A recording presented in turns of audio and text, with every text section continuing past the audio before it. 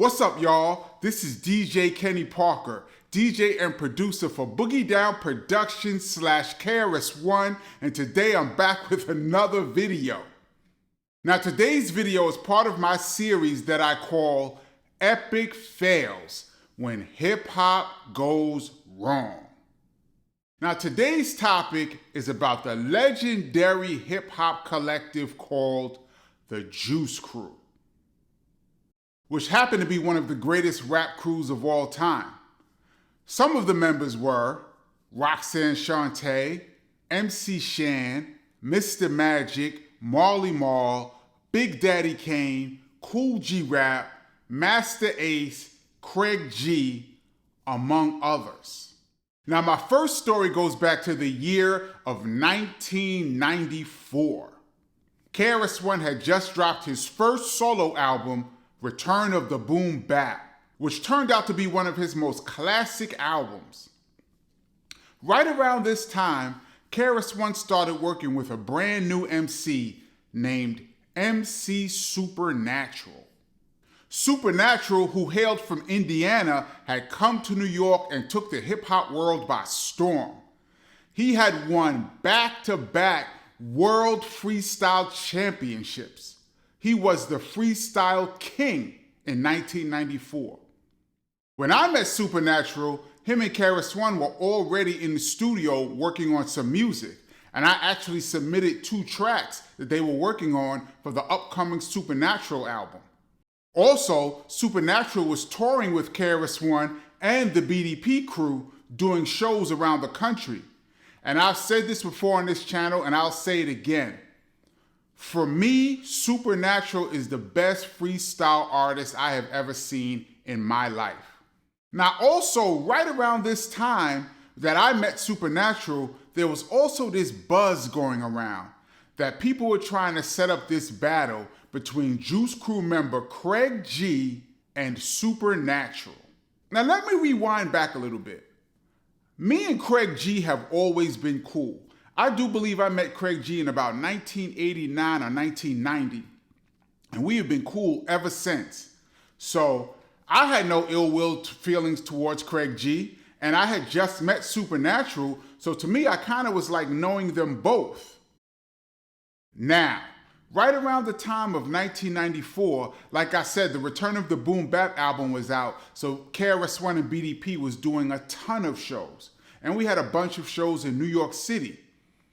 One of them I do remember being at this nightclub called the Palladium, which held about 1,500 people.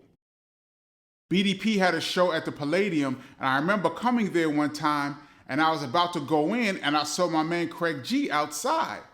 So being the person that I am, I was like, yo, Craig, what's good? You on the list?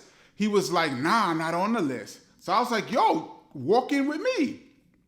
So I remember getting Craig G into the BDP show at the Palladium in 1994. And I do believe that I got Craig G into another show somewhere else in New York that I saw him outside, and I was like, yo, come on in. And he came into 2 BDP shows, if I recall. Anyway, the noise and the buzz about this Craig G Supernatural battle had been building and building and building. So one weekend we had a show out of town, I don't remember where it was, and we were all riding in a tour bus headed to this particular town. And I remember me, Willie D of BDP, rest in peace, and Supernatural was sitting down in the bus, and we were talking about this Craig G and Supernatural battle. And I remember Craig G was saying, yo, he was ready to do it.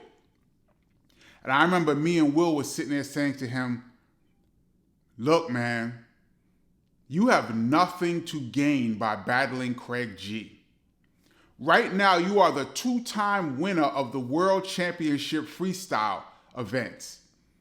If you beat Craig G, you're supposed to beat Craig G. You are the freestyle champ. But if you lose, you will lose your fame and your notoriety, and you will no longer be the champ off of that one battle. Me and Will was saying to him, basically, it wasn't worth it. So after having this conversation with Supernatural, he kind of agreed. He was like, yeah, you know what? I'm not even going to do that battle. I'm going to focus on my album, and get that done. We were like, word, that's probably the smartest decision. Fast forward a few days later, in New York City, there was some kind of big events going on in the city. I do believe it might have been a new music seminar or some kind of conference, and there was a lot of different events going on. One of the events was this event called the Lyricist Lounge. And I was going to go to the Lyricist Lounge, but something happened and I was like, I can't make it to the Lyricist Lounge. I'll hang out later on. So, just so happens that one of the parties that I was going to was being DJ'd by the legendary Hot 97 DJ, Funkmaster Flex. So I got to the Palladium. I came into the Palladium. Soon as I walked through the door, who did I see? My man, Akinelli. So I'm like, yo, Ak, what's good? He was like, what's good, man? Yo, what's up with your man, Supernatural and Craig G? He said it like that. And I was like, oh man, they're not gonna battle. I just spoke to Supernatural a few days ago, man. He's not even thinking about that no more. Akinelli said to me, no, they battled tonight and Supernatural lost. I said, what? What you mean they battled tonight? He said they just battled about an hour ago. I said, are you kidding me? So now I come into the party and I see somebody else that I know, and he was like, yeah, you heard about the battle? It was buzzing in this place. Keep in mind, there's about 1,000 people in the Palladium already. And it's buzzing already. People are coming to me saying, yo, what's up with this battle? And I didn't know anything about it. All of a sudden, Funkmaster Flex gets on the microphone and says, he stops the music. And he goes, for those of you that didn't hear, MC Craig G just took out Supernatural in a battle at the Lyricist Lounge. And the whole crowd said, oh. And then Flex threw on I'm Dropping Science by Craig G. Dun, dun, dun, dun, dun. And the whole crowd was just go, go. I'm in there like, oh my God. I didn't even know what to say. About 5 minutes later, y'all, here comes Craig G.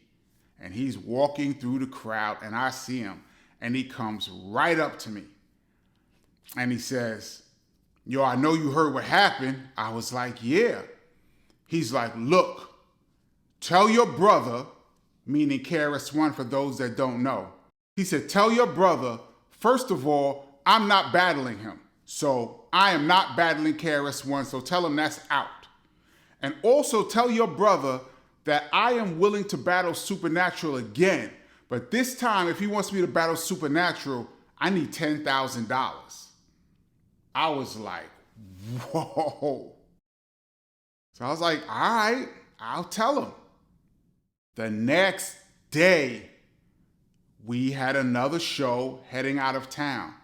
This time it was just the immediate BDP crew members. Supernatural was not with us. And when we got into the vehicle, Chris, KRS-One, was steaming. And I said to him, I said, yo, Chris, I saw Craig G last night and I told him what Craig G said. 1, I am not battling you. And 2, I will battle Supernatural again for $10,000. Now, to this day, I have never seen footage or heard the official audio of the Craig G versus Supernatural battle in 1994. But I learned later on that one of the reasons why Craig G was able to defeat Supernatural, from what I was told, was that Craig G went first and he was able to do some of Supernatural's voices that he did and some of his mannerisms first, so that Supernatural couldn't do them second. So people were saying that they believed that Craig G had actually been scouting Supernatural before the battle, and he was ready for Supernatural when they met. Then I started thinking, y'all, about the couple of times that I saw Craig G in the months leading up to this battle outside of the BDP shows, and I'm the one who walked him in the party. If it's true, and I do not know if this is true, but if it's true that Craig G was actually scouting Supernatural and scouting his styles early before the battle, then I inadvertently helped Craig G defeat Supernatural. If that's true, y'all, it is an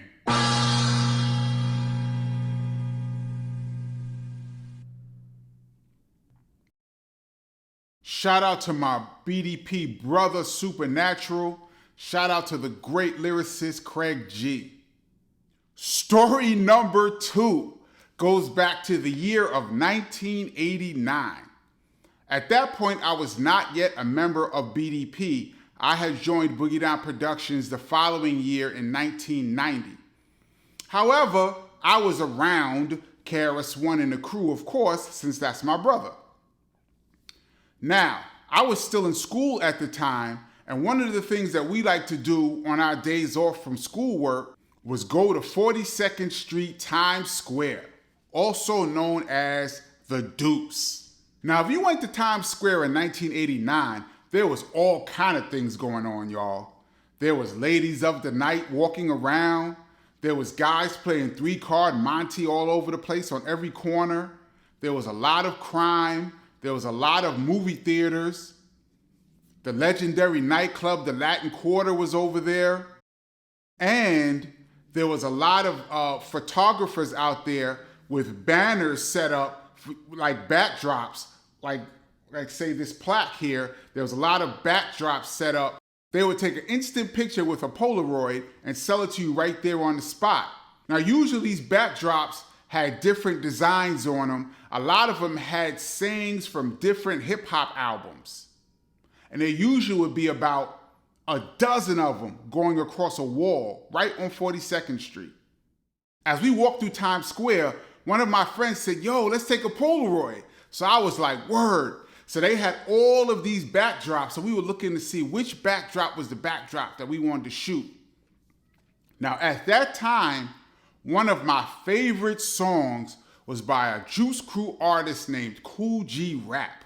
And the song was Road to the Riches. So it just so happens that they had a backdrop that said Road to the Riches. So I was like, yo, let's take a picture in front of this one. So me and my friends jumped in front of the Road to the Riches backdrop. We was in our B-boy stance. I had the BDP hat on. The guy was he was trying to get us organized to take the picture. And just as we was posing in our pose, I looked over like right off to the corner of my eye, and who was standing there about 10 feet away from us? Kool G Rap was standing right there watching us take a picture in front of his Road to the Riches backdrop. So now I see him out the corner of my eyes, but I don't react. I'm like, oh man, I just played myself. I can't be out here taking no picture in front of this dude's backdrop while he's standing there. And I'm rocking a BDP hat. So right as I see him, I immediately go, nah, y'all, let's take a picture of this other one over here. And it just so happens that two backdrops down was a backdrop that said Self-Destruction, which was a song produced by KRS-One and D-Nice.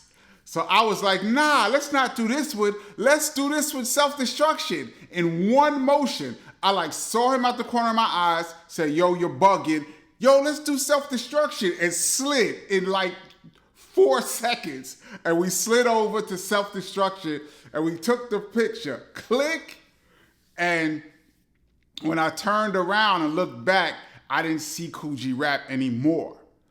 But at this point, I was like, oh man, I played myself. So I immediately went home, got on the phone, and called up Chris. He picks up the phone. He's like, what's up? I said, yo, Chris, I just played you, BDP. I played everybody. He said, what happened? I said, yo, I was on 40 Deuce, and I jumped in front of this picture of Kool G Rap Road to the Riches, and I didn't see Kool G Rap standing right there. I had on the BDP hat and everything. And Chris just started laughing and was like, "That's what you called me for? Man, get off my phone like that." And he was like, "Bye," and hung up. Click. And he was more like, it was a non-issue really. But in my mind, I was like, nah. As far as I was concerned, it wasn't. Now, here's what I need you guys to do in the comments section. Let me know if it was no big deal, Kool G Rap was standing there, didn't matter, or I played myself. Just give me an all good or played yourself. All right, y'all. That's it. Thank you so much for checking out this Epic Fails. If you liked it, please subscribe and give it a thumbs up. If you don't have the book, my brother's name is Kenny. I got a bunch of stories in here, including the origin of BDP, the real story. So pick up the book. The link is in the description below. And I will catch you guys next time. Peace.